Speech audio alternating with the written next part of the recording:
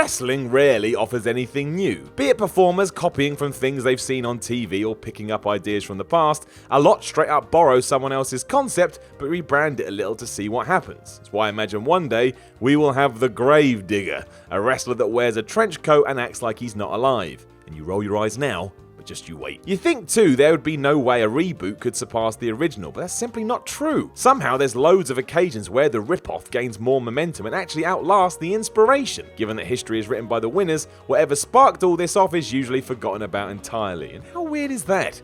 Only in the world of wrestling, I tell ya. Only in wrestling. I'm Simon from WhatCulture, and this is 10 wrestling reboots more famous than the original. But before we begin, don't forget to subscribe to stay notified. Ding, ding, done. Number 10, SmackDown. It's easy to forget today, but the only reason SmackDown boomed into existence is because then WWE rivals WCW had introduced Thunder. And yeah, you're more than willing to point out that World Championship Wrestling did this first by copying the concept of Raw to make Nitro, but Nitro is dead today. SmackDown, still kicking ass. But debuting on TBS in January 1998, Thunder appeared a full year before SmackDown got its slot on UPN, which also meant Ted Turner had managed to land 2 lucrative deals for his company, whereas Vince McMahon only had 1. Imagine how much that irked the chairman of the board. And sure, Vince probably had plans to launch another program for some time, just makes sense, but it always sucks coming second. Feels like you're playing catch up.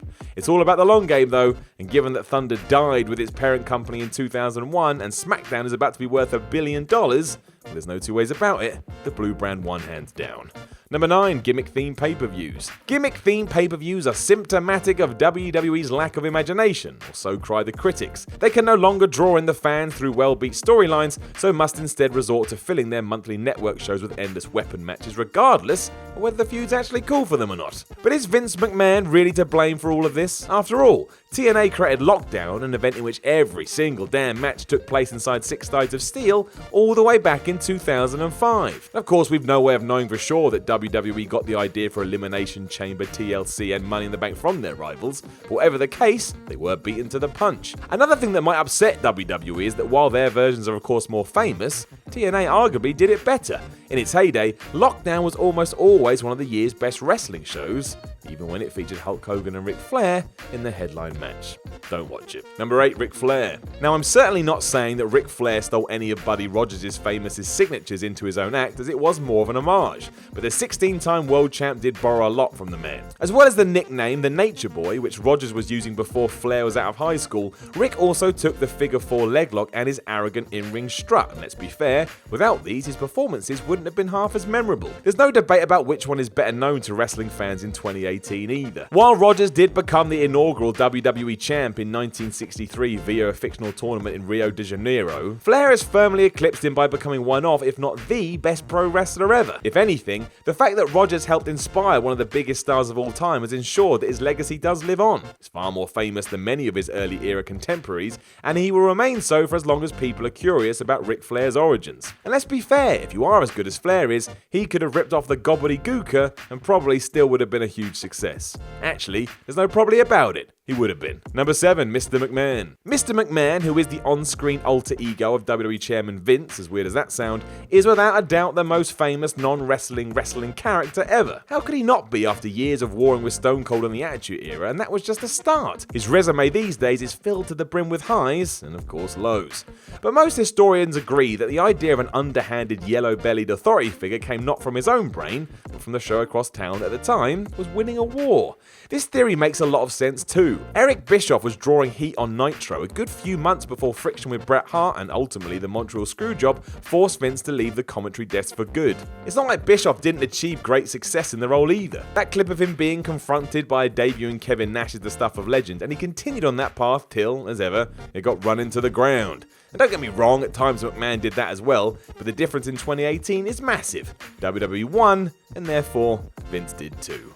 Number 6, NXT. This is a weird one. It's a bit like Inception. But in 2018, NXT is synonymous with brilliant wrestling. It's effectively WWE's third brand and a breeding ground for the stars of tomorrow. Fans can watch some of the best up-and-comers in the business do their stuff, and everybody walks away happy. Rewind 8 years, however, and it meant something very different. The original NXT was more in the tradition of a tough enough talent search that was responsible for some truly awful moments that we should never talk about again. That doesn't mean it was all bad, and if nothing else, helped introduce some pretty good wrestlers to our screens, namely Wade Barrett and Daniel Bryan, the latter of whom was mentored by The Miz in what seemed like a blatant attempt to piss off the internet, which it did. It was fun. That said, there's no doubt about which variation of NXT we'll all be talking about in 10 years. Actually, there's a very good chance NXT will still be around in its current guise in 2028, which tells you everything you need to know. I still don't get why they kept the name, but I'm glad they did. Just works. Number 5, WrestleMania. WrestleMania is arguably WWE's greatest triumph. It's the one night of the year where fans with only a fleeting interest in the sport renew their network subscription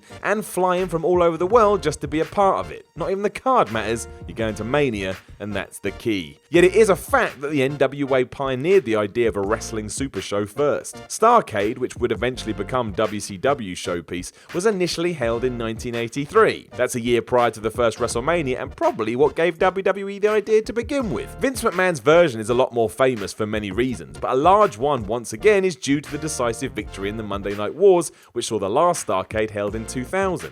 Which is almost 20 years ago as I say these words. How? Whatever its origins though, WWE definitely deserves a bucket load of credit for turning Mania into the cultural phenomenon it's now become. Even on their best day, STARRCADE organisers could only dream of what McMahon did. It really is very special indeed. Number 4, Hulk Hogan. It really doesn't matter who inspires you if you have the talent and charisma to get over on your own, and that kind of sums up Hulk Hogan in many ways. The Hulkster would probably not appreciate being referred to as a reboot, but then he didn't make much effort to hide his admiration for superstar Billy Graham. They had the same bright blonde facial hair for one. That's not exactly common. As well as that, Graham is credited for introducing the wrestling business to a bold new style of delivering pre- and post-match promos in the 70s, and it was thanks to him that the word brother became a large part of the in-ring promo, for example. Making his debut later the same decade, Hogan went on to achieve success his predecessor could only dream about. He's now so much of a household name that even today people associate wrestling with Hulk Hogan.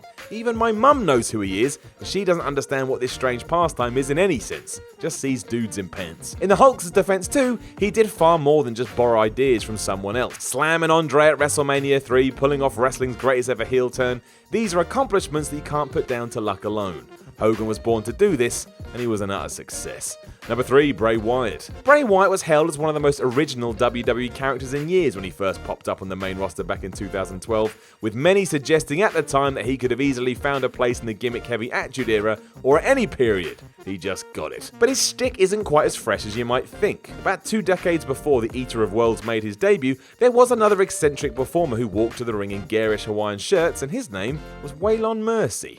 To many, Mercy is the quintessential example of a wrestling gimmick just a couple of generations ahead of its time. Despite his colourful get-up, the character was simply too subtle next to the cast of larger-than-life extroverts that made up the mid-90s roster, even though there was loads to it.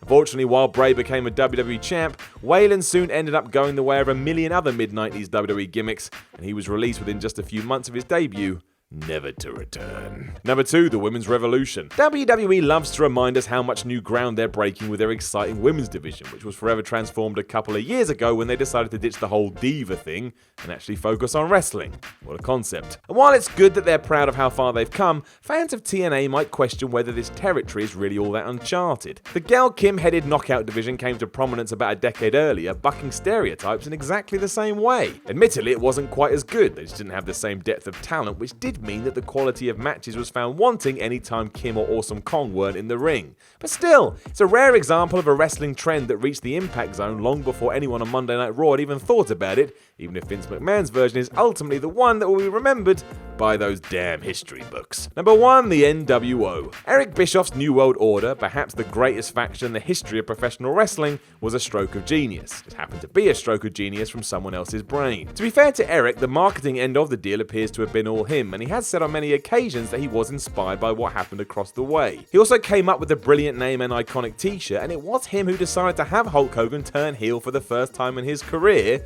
even if it did take loads of convincing. Everyone from Sting to Shawn Michaels was chatting about as the Hulkster tried to make up his mind. The initial concept, however, did come from New Japan. They started their Union of Wrestling Forces international storyline in 1991 when a gang of wrestlers from the now defunct UWFI invaded their rivals, trying to usher in a stiffer and more legit ring style. In the English-speaking world, it's clear which version is going to be remembered for years to come. While New Japan is fast-growing stateside, nothing can ever compare to Hogan, Nash and Hall. Gosh, can you believe that person said that about that particular video on that entry? I sure can't. But you should like, share and subscribe below anyway. And also, the people who made this video, they're right here. Go follow them and give them some love. Also, there's more content, probably above my head. Check it out. Or don't. 50-50.